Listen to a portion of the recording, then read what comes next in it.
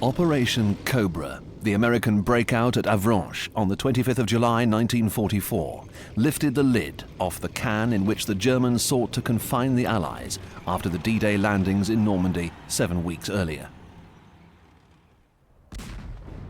Until then, the German defense, savage, hard-fought and extremely costly, had managed to hold the line against all Allied attempts to progress very far beyond the beachheads and move on into the rest of France. This was accomplished despite critical shortages of men and material, and the impossible demands of Adolf Hitler, whose basic and only strategy was never retreat, never surrender, and fight to the last man. After several failed attempts made at tremendous cost, the British and Canadians had at last established control over the northern districts by the 10th of July. But the Germans were still holding out in the south and southeast, and Operation Goodwood, the attempt to dislodge them, had failed disastrously on the 18th of July. This failure caused hot controversy within the Allied High Command. There was heavy criticism of General Bernard Montgomery, the British commander of the 21st Army Group, who had initiated Goodwood. US General Omar Bradley believed that Montgomery was going to be sacked. Montgomery remained, but at the height of the arguments, Operation Cobra completely changed the picture. Its success negated all the advantages the Germans still retained in France and made further defense irrelevant. For the Germans, the imperative now was to escape and preserve what they could of their hard-pressed forces for the defense of the fatherland.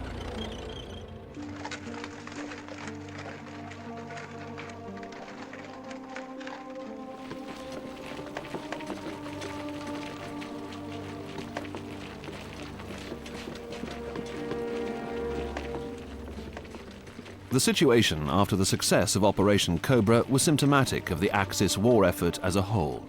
Neither Germany nor Japan could match the industrial might of the Allies, and their losses, which the Allies could absorb, were slowly strangling their war efforts.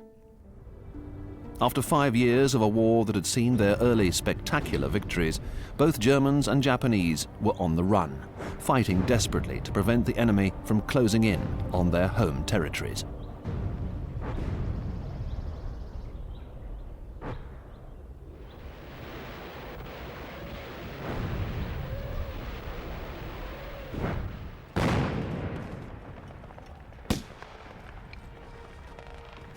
The Japanese were being chased from one Pacific island to the next and fought with manic desperation. Often they reacted to defeat by committing seppuku, ritual suicide.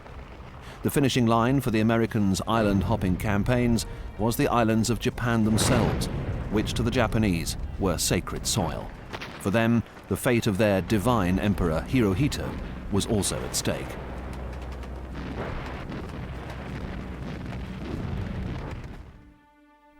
But by mid-1944, the noose was tightening fast as the Americans reached Guam in the Mariana Islands in the West Pacific. Guam was about 1,100 miles from the nearest Japanese territory, the Bonin Islands. And the Americans had those vital advantages: command of the air and of the seas.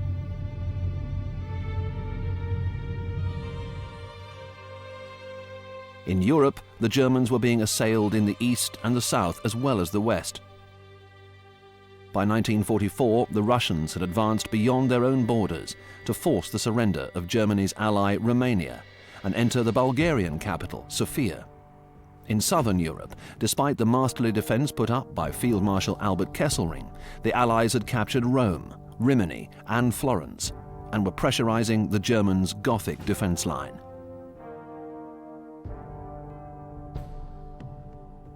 Under these immense pressures, Hitler's ideas for staving off disaster had turned bizarre. His vengeance weapons, the V-1 pilotless flying bomb and the V-2 rocket, were the stuff of fantasy science fiction.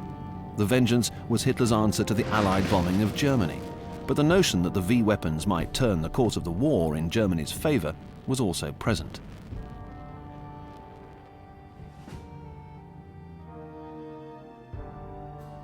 In England, the first V1, which was powered by a pulse jet engine and carried a 1-ton warhead, fell on London on the 13th of June 1944.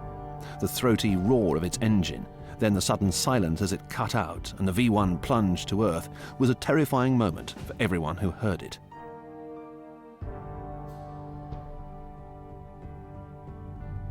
The V2 liquid-fueled rocket, 46 feet long and weighing 13 tons, was able to fall out of the sky with only a whisper of sound as a last-minute warning that always came too late.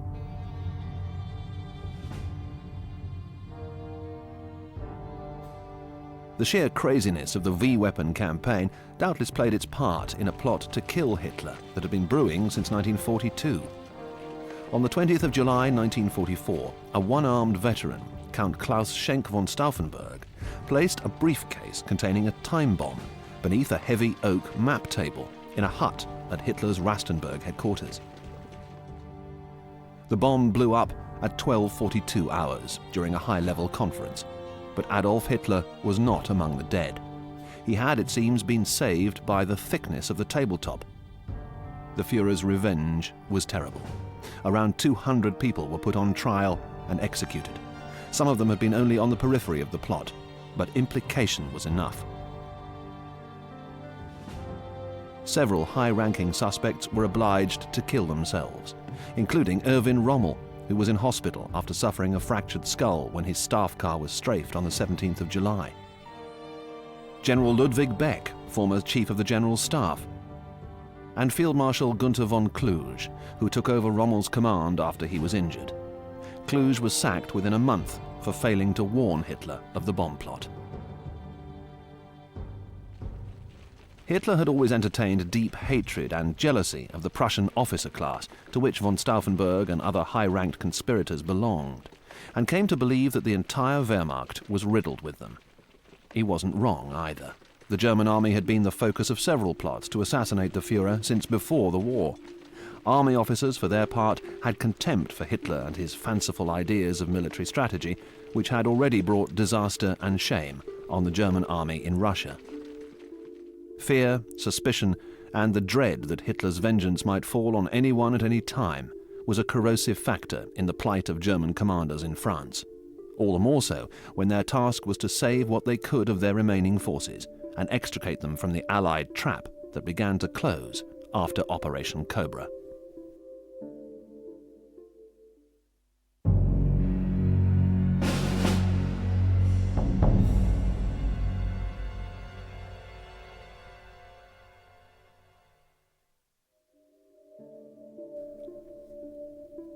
US General George Smith Patton, Jr. was a hot-headed, egotistical commander, but one whose capacity for aggression made it impossible for General Eisenhower to dismiss him.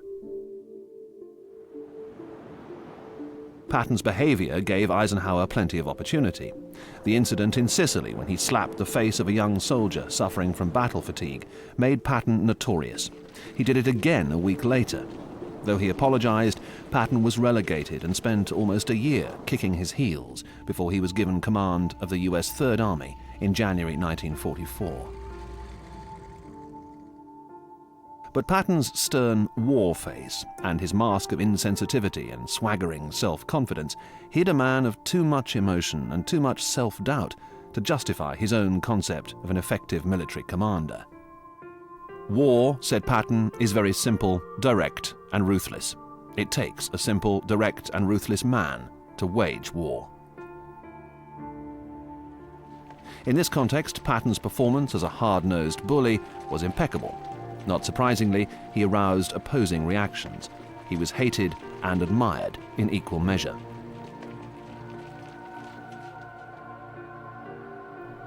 The contrast between the pugnacious Patton and the self-effacing General Omar Nelson Bradley could hardly have been more complete.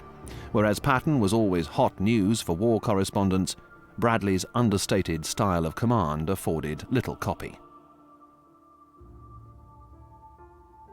Bradley failed to distinguish himself at West Point, and the first 28 years of his military career were frustrating. His assignments kept him at home in the United States, and he once remarked that he spent the years between the First and Second World Wars apologizing for his lack of combat experience. But those years were far from wasted. As a tutor at West Point, Fort Benning and Leavenworth Infantry School, Bradley developed his tactical skills and his own sympathetic style for the handling of troops. In 1943, Bradley transferred to the North African Front, where he served as Eisenhower's advisor, and at last saw action when he led the 2nd Corps of Patton's 7th Army in Sicily. The following year, in Normandy, Bradley commanded the 1st Army on D-Day, and later saw them through the long, laborious struggle to overcome German resistance in the Cotentin Peninsula. At last, the war correspondents had something to write about. Noting how greatly Bradley was admired by his troops, the journalists labelled him the Soldiers' General.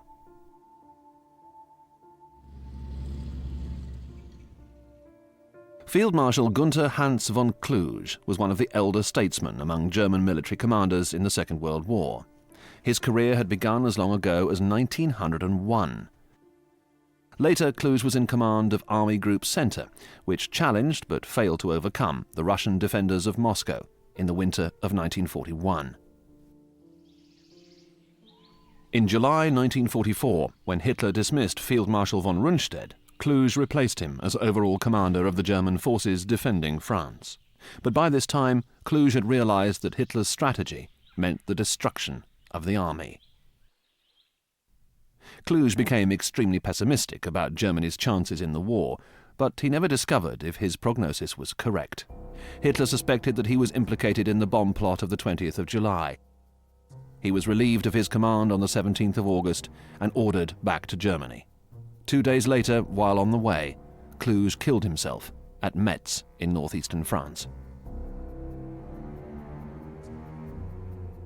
Late in June 1944, Colonel General Paul Hauser was given command of the 7th Army, despite the protests of Erwin Rommel. Like Kluge, Hauser came from a long-established military family. He was 64 years old and a convinced Nazi, which Rommel was not. Hauser had seen service in the First World War, but defeat in 1918 left him anxious for a chance to restore Germany's military reputation. Hauser's command of the 7th Army was a poisoned chalice.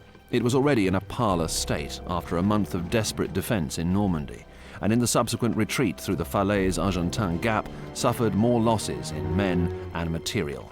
Hauser was one of those who managed to get away, riding to safety on a Panther tank, but he was badly wounded and had to relinquish his command. Hauser, who appeared as a witness for the defense at the Nuremberg trials, was a long-term survivor of the Second World War.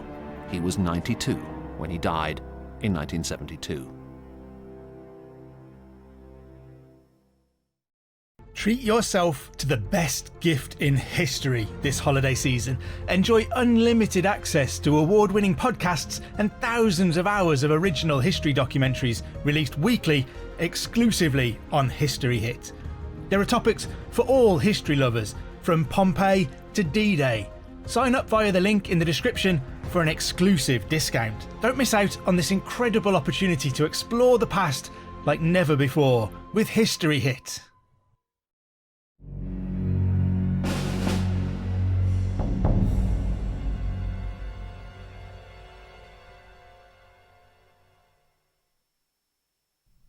The strategy of the Allies after the breakout from Normandy was complete on the 31st of July 1944 was to converge on the Germans as they attempted to escape from France through the gap between Argentan and Falaise. If the Allies could eliminate the main German armies in France, it would serve as a virtual death blow, removing them from the scene as the Allies advanced towards the German border and invaded the fatherland itself. The Allied forces certainly seemed capable of such a feat. By the 1st of August, the US Third Army had been unveiled, General George Patton commanding. The Third Army formed part of the new US 12th Army Group, commanded by General Omar Bradley, which also included the First Army, led by the taciturn Lieutenant General Courtney Hodges. Patton's force took up position on the right of the Allied line. The British were on the left, comprising the 21st Army Group, which had been expanded to include Lieutenant General Henry Creerer's Canadian First Army. To the Canadians' right was the British Second Army, commanded by Lieutenant General Sir Miles Dempsey. With military power of these proportions against a critically decimated German army, there was talk that the Second World War in Europe could be over before 1944 came to an end. The gap between Argentan and Falaise was the obvious exit from France, and the German 7th and 5th Army, formerly Panzer Group West, headed for it, hoping to elude the Allied pincer movement that was about to build up against them. The best the Germans could do now was somehow fight their way through before the Allies closed the gap.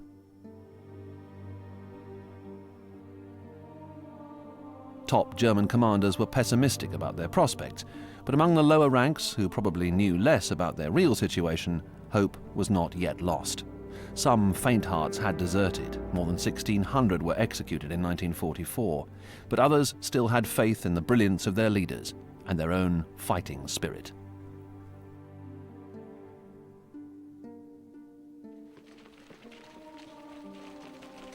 It was not impossible either that the Germans could count on further mistakes by the Allies, the same mistakes that had already plagued their assaults on Caen. Allied strategy around Caen had proved both faulty and costly, and there was too a strange torpor afflicting some of their units which reduced their battle effectiveness. On paper, therefore, it seemed as if the decimated German defence had little chance. On the ground, the picture was not quite so dark as this might suggest.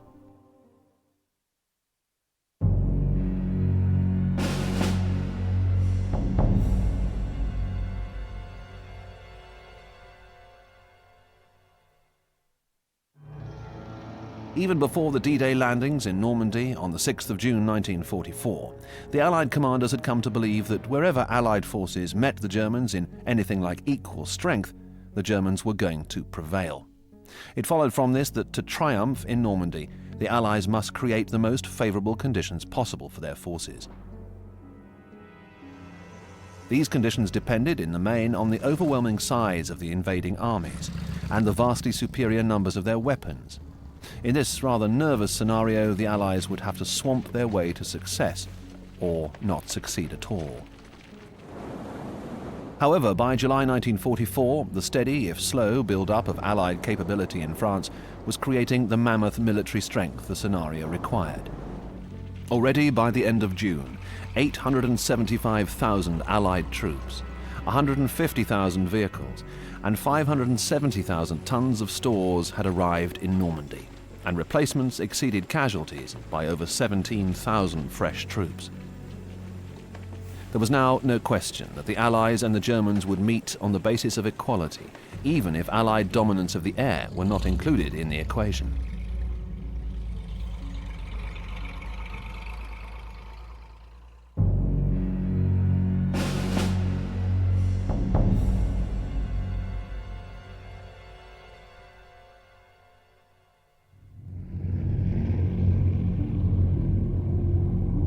The American Boeing B-17 Flying Fortress, wingspan 103 feet, was a giant among the Allied aircraft of the Second World War. When first introduced in June 1939, the B-17 was the world's most advanced heavy bomber and became the most predominant used by the United States between 1942 and 1945. The 1939 model had to be upgunned several times and fitted with extra armour to become equal to the challenge of the German Luftwaffe.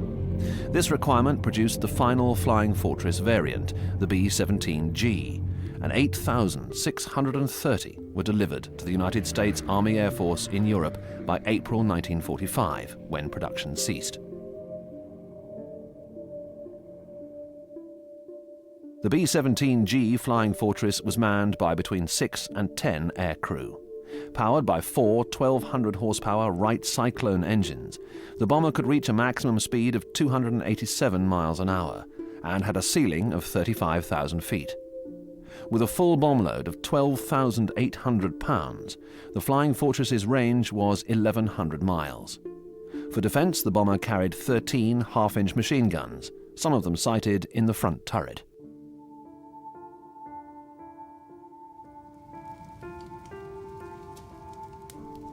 The flamethrower was one of the horror weapons of the war. capable of engulfing and incinerating an enemy, his position, and everything else within a range of about 50 yards or more. By their very nature, flamethrowers rarely inflicted the sort of light injury that would enable an enemy to continue fighting. Under flamethrower fire, the enemy was more likely to be severely disabled by burns and too agonized to fight back.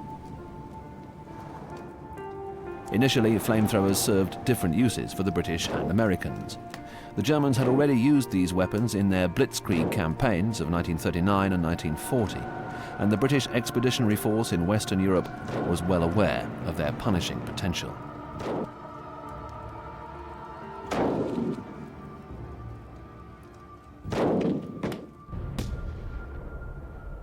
The Americans, on the other hand, realized very early what fanatical enemies the Japanese were in the Pacific, always willing to die rather than surrender, and fighting in a fashion tantamount to suicide.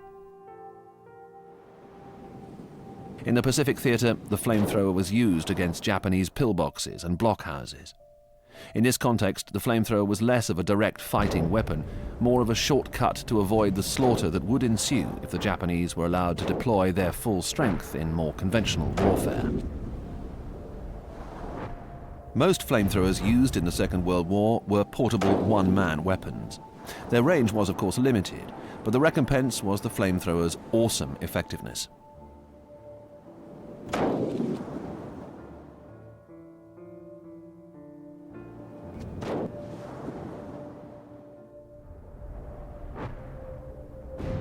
The British 3-inch mortar and the American 81mm mortar were basically the same thing.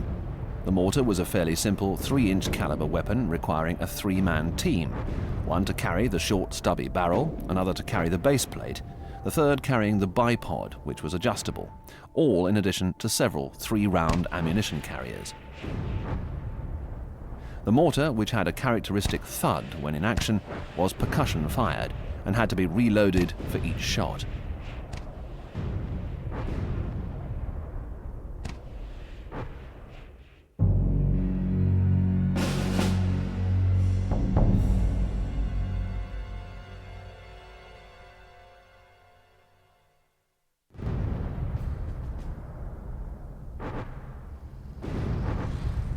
After 7 weeks of near-suicidal defense, German military capability in France was on the brink of collapse. By mid-July 1944, the Germans had lost over 96,000 men, but had received only 5,200 to replace them. They'd lost 225 tanks, with only 17 received. Whole regiments had virtually ceased to exist. The remnants of 4 of them made up a battle group within the 2nd Parachute Corps, whose manpower stood at no more than 3,400 riflemen. The elite Panzer-Lehr division was reduced to 40 tanks and just over 2,000 men. This paltry strength was weakened still further after 1,500 bombers of the 8th US Army Air Force bombed the Panzer-Lehr's positions. The raid took place on the 24th of July, in bad visibility, and several bombs fell on American frontline troops. Even so, the Panzer-Lehr was virtually wiped off the face of the battlefield. Almost all its remaining tanks were lost, and barely 700 of its men survived.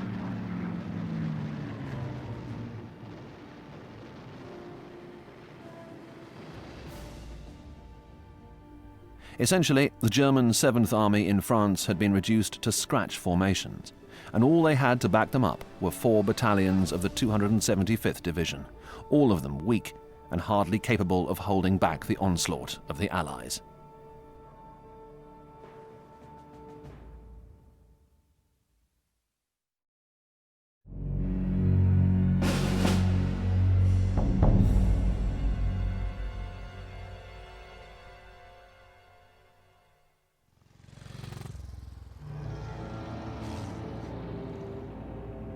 The Jagdpanther tank destroyer was an amalgam of 2 extremely powerful weapons. The mighty PaK-43 88mm gun was mounted on the basic chassis of a Panther tank, complete with its original powertrain and lower hull. The Jagdpanther, which had an MG-34 machine gun at the front, weighed more than 100,000 pounds and was capable of a maximum 28 miles per hour. Armour was up to 4 inches thick. The Jagdpanther was a late development in German weaponry of the Second World War. It became available only just in time for the Germans to oppose the D-Day landings in June 1944.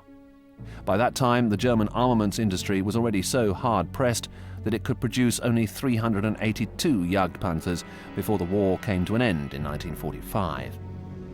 But although comparatively few in number, the Jagdpanther had a deadly effect on the Allied armour in Normandy. The Jagdpanther could manoeuvre with ease across most types of terrain, though the Normandy bocage, with its network of small fields surrounded by thick hedgerows, considerably reduced its effectiveness. But then that applied to all tanks and self-propelled artillery that ventured in this tortuous maze. But in favourable terrain, the Jagdpanther could stand off beyond the reach of most Allied tank guns. Firing from close to 1,100 yards distance, the Jagdpanther was able to destroy Allied tanks virtually at leisure.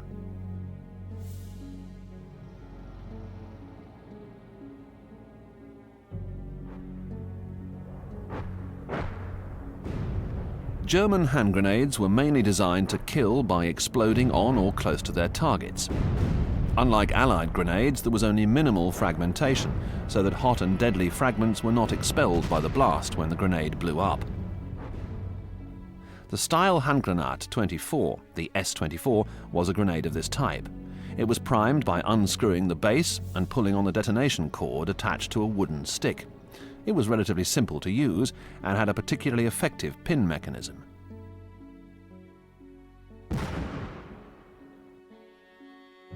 The S-24 measured around 16 inches in length. It weighed around 14 ounces and contained just under 6 ounces of explosive. This grenade was an adaptation of the stick hand grenade 23, called the potato masher by the Allied troops. The furtive nature of anti-personnel mines has always made them a much feared weapon, and minefields were extensively sown by the Germans during the Battle of Normandy. When the British and Canadians captured northern Caen, they found it was alive with mines, and the area remained dangerous for some time before they were cleared away. The S-Mine 35 was one of the Germans' smaller mines, 5 inches in height and 4 inches in diameter. Within its hidden casing, the S-35 concealed up to 18 ounces of TNT, with a firing load of 360 steel balls. It could be activated in several ways, either by a pressure trigger, or by tripwires, or by firing it electrically. Before blowing up, the S-35 would jump between 3 and 5 feet into the air by means of a propellant charge. In order to render the S-35 harmless, the tripwires had to be cut and the igniters neutralized. Then the plugs were removed so that the mine could be disarmed by removing the detonator.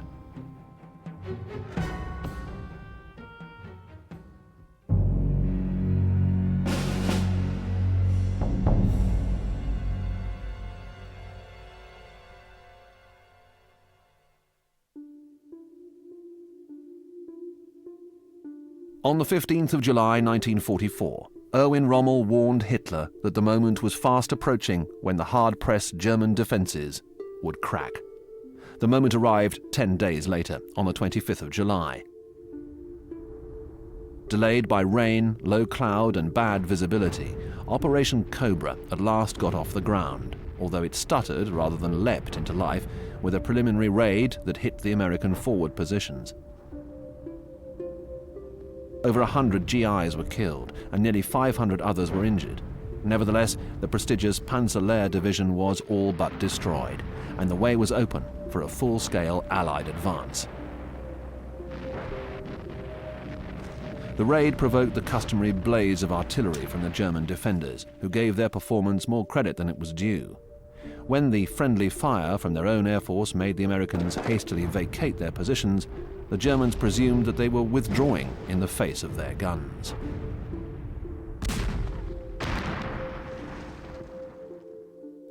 Meanwhile, there had been another distraction. Another attack was launched on the 25th of July, Operation Spring, a British and Canadian effort against the German forces south of Caen. The Germans responded quickly and forcefully. The 1st and 9th SS Panzer Divisions hit back so hard that within 24 hours the attack had to be called off. Operation Spring was, of course, a sideshow, but the Germans got the impression that it was the main Allied onslaught. This was not surprising, considering the parlous state of their intelligence and their poor communications. But while the Germans were occupied with Spring, Cobra gained unexpected time to get going before they realized their mistake. The delay proved invaluable, clearing the ground of appreciable opposition.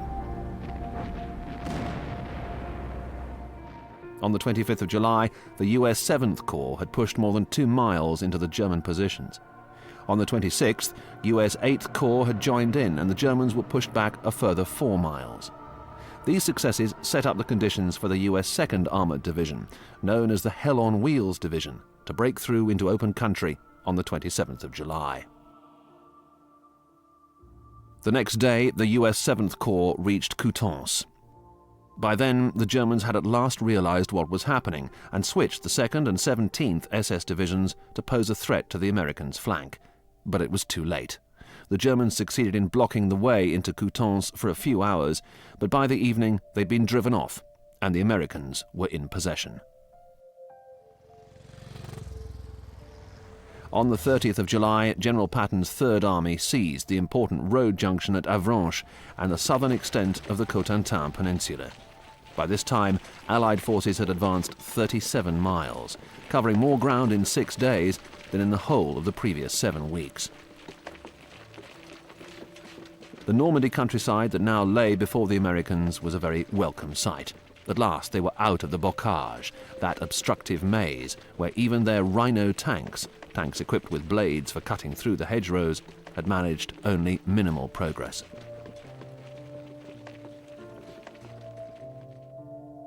By the 2nd of August, the Americans were also presented with a sweep of open country 5 miles wide at Avranches, where a gap was being held open for them by Allied air forces and armour. 4 divisions of Patton's Third Army passed through Avranches on the 3rd of August, cleared the bocage, and emerged onto the plains of Normandy. They encountered no serious resistance. The German defences had broken, just as Rommel predicted they would. More than that, the 7th Army was disintegrating into small, scattered battle groups, some no bigger than battalion size. Columns of men were wandering the countryside, looking for a way out. Most of the Germans were short of ammunition, especially for their anti-tank guns. Tanks ran out of fuel and were abandoned by the roadside. The Germans were constantly hammered from the air and sustained enormous casualties.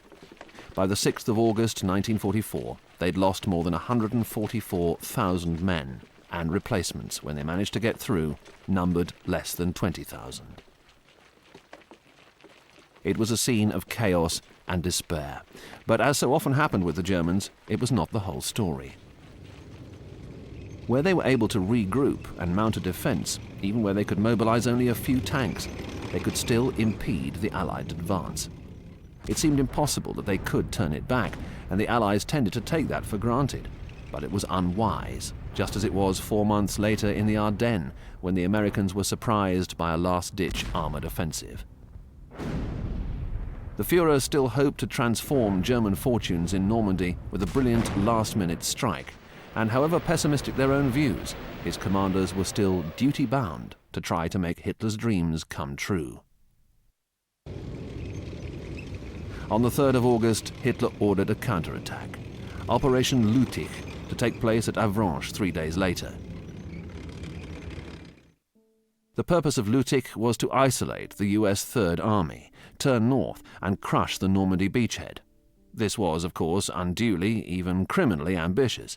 The Germans had to scrape together the required forces from what remained of 5 panzer divisions.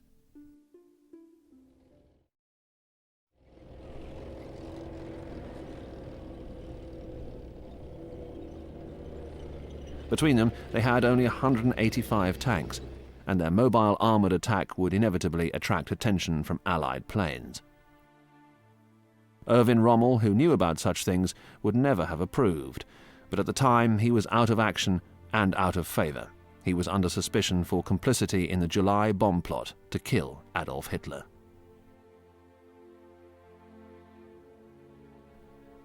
Hitler's acquaintance with military realities had always been shaky, and no one else seriously believed in the success of the counterattack. But it was dangerous to gainsay the Führer. Lüttich went ahead.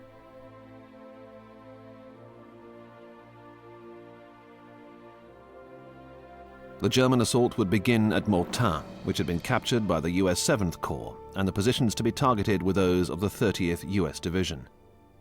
Hitler's purpose was to split the American forces in two, seize control of the road network around Mortain, and then drive on to the coast. However, the ultra codebreakers were intercepting the German radio transmissions and warned the Allied commanders of the German plans.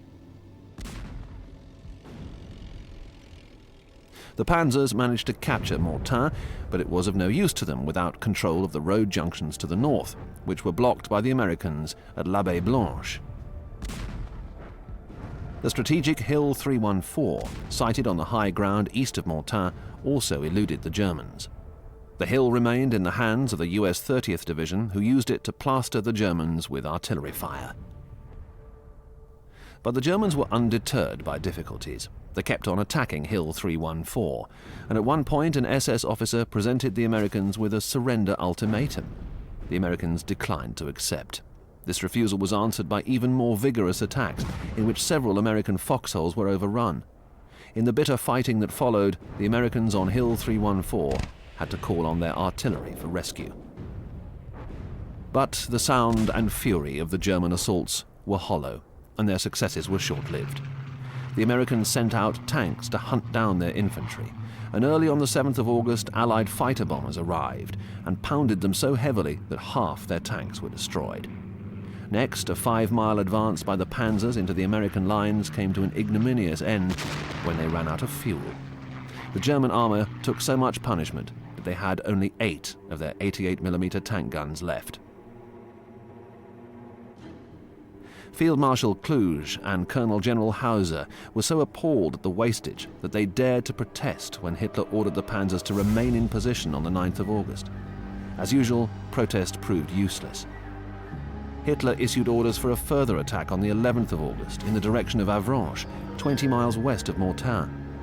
For this purpose, all available German armor was to be concentrated on a new formation, Panzer Group Eberbach, General Hans Eberbach commanding.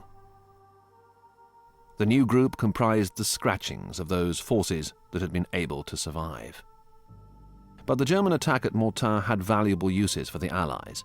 The doomed German attack at Mortain fitted very neatly into General Montgomery's plan to envelop and trap the enemy between Argentan and Falaise. The Germans had been ordered not to retreat from Mortain, and this placed them just where Montgomery wanted them. On the 6th of August, Montgomery issued a directive that required the Canadian First Army to attack towards Falaise and then turn east towards the River Seine. Meanwhile, the British Second Army would move towards Argentan and also turn east. The American 12th Army was ordered to continue its eastward advance and then head for Paris.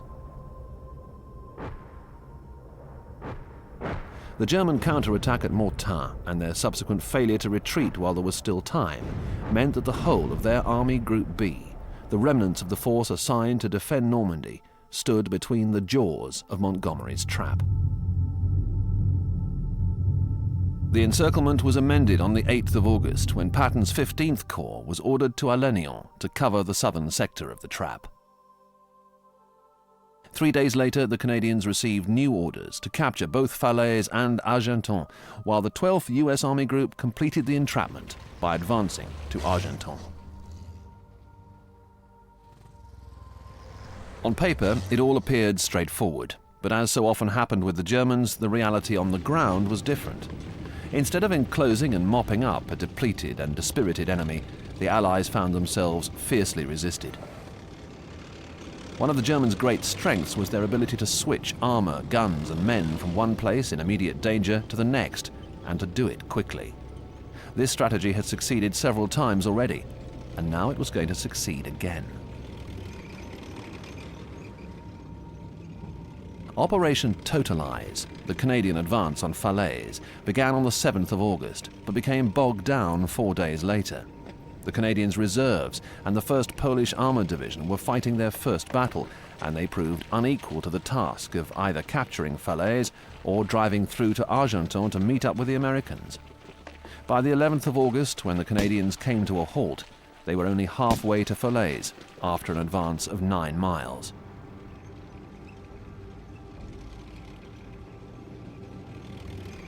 The American 15th Corps, which included the 2nd French Armoured Division, had little difficulty in reaching Argenton, where they waited impatiently for the Canadians to catch up. The Canadians' next attempt, Operation Tractable, went in on the morning of the 14th of August, and this time they managed to break through to Falaise to take up positions 12 miles north of the Americans. However, valuable time had been lost. Now a huge pocket was formed with the German 7th Army, the 5th Panzer Army and Panzer Group Eberbach inside it. The only exit was at Falaise, and on the 13th of August, in a typically aggressive gesture, General Patton had tried to persuade General Bradley to let him close the gap by driving his 15th Corps north of Argenton. Bradley refused. The Allied line was too thinly stretched for him to risk a German strike against both ends. Bradley preferred to wait until troops of the 1st US Army arrived at Argenton to take over the position of the 15th Corps. Bradley was not alone in his caution. Most of the Allied commanders, except for the fiery Patton, were somewhat awed by German military tactics, which were admittedly superior. This was particularly true when their skills were likely to be exercised in as tight a corner as the Falaise Gap. The Allies also went in dread of inflicting an unacceptable casualty rate on their own forces. Add to that a lack of experience in conducting a large encirclement, and these inhibitions were going to limit the success the Allies were able to achieve at Falaise. There was, of course, no question that the Germans were going to hold the Falaise pocket. The point was how much of their decimated, exhausted army and remaining armour would be able to escape. All the Germans could do before the inevitable collapse was to hold on to every yard of ground. On the 15th of August, a German tank screen brought an advance by Canadian armour to a halt. The 3rd Canadian Division was forced to withdraw from the village of Solangui by a spirited German counterattack. The 2nd Canadian Division had better luck near Falaise. The Germans pulled back, allowing them to reach positions about a mile away. From there, the Canadians drove into the town, where the last-ditch style of the German defence was once again typified by a handful of Hitler Youth from the 12th SS Panzer Hitlerjugend Division. Outside, there were about 100 men of the Mount Royal Fusiliers with anti-tank guns, mortars and Bren carriers.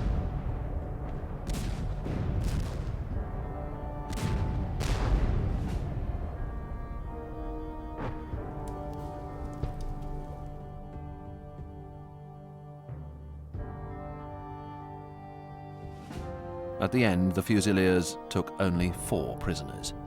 The rest were all dead.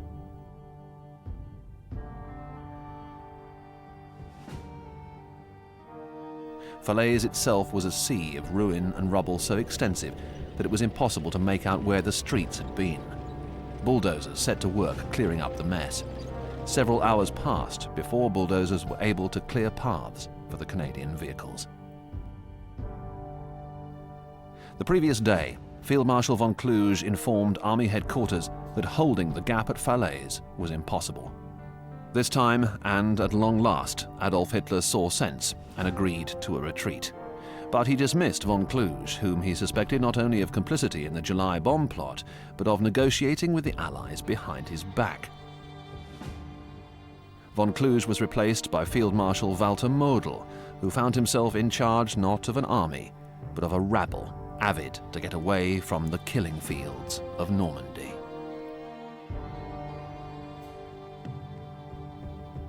Time for escape was now running very short. On the 17th of August, the 2nd Canadian Corps and the US 5th Corps made advances that reduced the exit from the Falaise pocket to just a few thousand yards. The Germans fought desperately to prevent it shrinking further. At the village of Saint-Lambert on the 19th of August, Canadian infantry duelled all morning with the German defenders, who forced them to dig in. The Germans mounted successive counterattacks so the Canadians would not prevent them keeping open the route for their escape eastwards. The Germans were being helped from an unusual quarter. Elsewhere, the advance by Canadian and Polish troops was agonizingly, inexplicably slow, despite frantic urgings from Montgomery and Lieutenant General Guy Simonds, commander of the Canadian Second Corps. The Allied air forces hammered the German infantry, and tanks now pouring through the still open gap. Allied fighter bombers flew up to 3,000 sorties a day, and the slaughter and destruction were immense. But still, the Falaise gap remained open, and still the fleeing Germans surged through, despite the deadly gauntlet they had to run.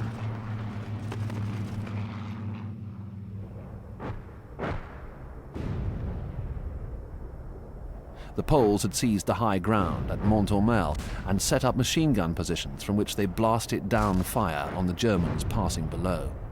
They called up artillery to pound columns of German vehicles as they drove by. The Canadians, meanwhile, fired at every group of Germans they could see.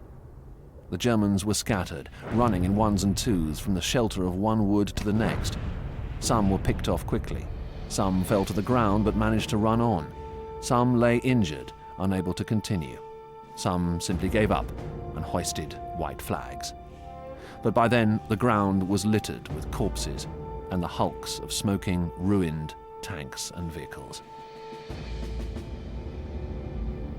The gap between Argentan and Falaise was finally closed on the 21st of August, when the Canadians and the Poles linked up at Coudard. The 3rd and 4th Canadian Division managed to capture Saint-Lambert after 2 days of ferocious combat, and the US 90th Division secured Chambouat. 4 days later, Paris was liberated by the 2nd French Armoured Division. All of it should have happened earlier, and the reasons why it didn't have been subject to dispute ever since.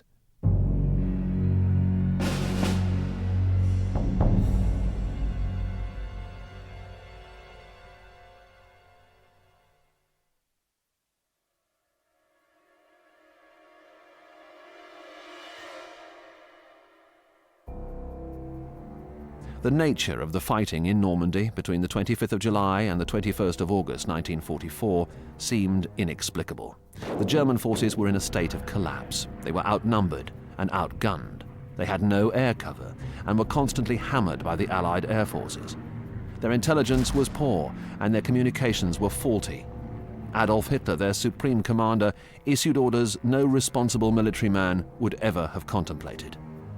By rights, the Allies should have been able to flick away their resistance and surge on into Germany with little or no difficulty. Yet it did not happen. How was this possible? The depressing fact was that in all the essentials of war, the German forces were superior. When it came to tactics, German commanders were more skilled and more adept at making the most of their resources. Their men were better motivated, better led, better trained, much more determined, and far more willing to sacrifice themselves for their cause. Among the Allied forces, only the Russians displayed the same urge to fight to the death. By the time the battle for Normandy ended at Falaise, the Germans were being hunted down all over France. The remnants of the German 7th Army were in full retreat, heading for the bridges across the River Seine. Following the invasion of southern France on the 15th of August, the German 9th Army was withdrawing in disorder up the valley of the River Rhône. In a bold, pattern-style initiative, troops of the American 6th Corps under General Lucien Truscott managed to overtake the Germans and trap them at Montélimar on the east bank of the Rhône on the 22nd of August. But Truscott was thwarted 6 days later. The 2nd Panzers counterattacked and did better than their counterparts at Falaise. They kept the escape route open long enough for most of the German forces to get away. However, they did leave behind 15,000 prisoners, and some 4,000 of their tanks and other vehicles were destroyed. This, though, was not an escape to safety. The French resistance, avid for revenge after 4 years of brutal occupation, sought and savoured every opportunity to kill, torture, or mutilate all the Boche they could find. Whole units of German soldiers wandered around looking for Allied troops to whom they could surrender. Only the haven of captivity could protect them from the fury of the French.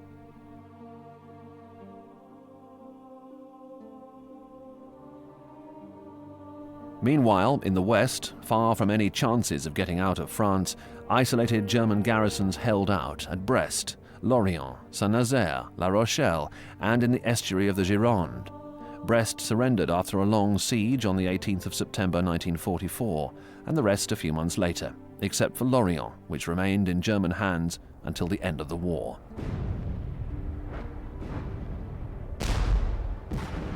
The garrisons had stayed in place on Hitler's orders, but it was a futile gesture. They were nothing but specks left over from a once mighty force that had overrun and occupied France since 1940, and the zest of that triumph had long since faded. The major pursuit, of course, was in northeastern France, where the Allies were chasing their quarry towards the West Wall, the fortifications popularly known as the Siegfried Line that protected the western border of Germany. The British and Americans were still in pursuit well into September, but this was creating its own problems. The further the Allied forces were from the Normandy coast, the longer their supply lines became, and a fresh campaign would be needed to shift the Germans from more convenient ports on the Belgian coast. Meanwhile, the German forces that managed to elude the Allies' clutches had a chance to dig themselves in behind the West Wall. The fortifications, popularly known as the Siegfried Line, were 3 miles deep and had been built after 1938 to protect the western border of Germany. In 1944, reserves were rushed to the West Wall as the survivors of Normandy dug themselves in. They were in a similar state to the wall itself, battered, dilapidated, feeble. But their discipline and their will to fight was still intact, and their leadership, headed by Field Marshal von Rundstedt, was of high quality. If Normandy were anything to go by, the Allies were in for yet another costly struggle, and the war was still a long way from its end.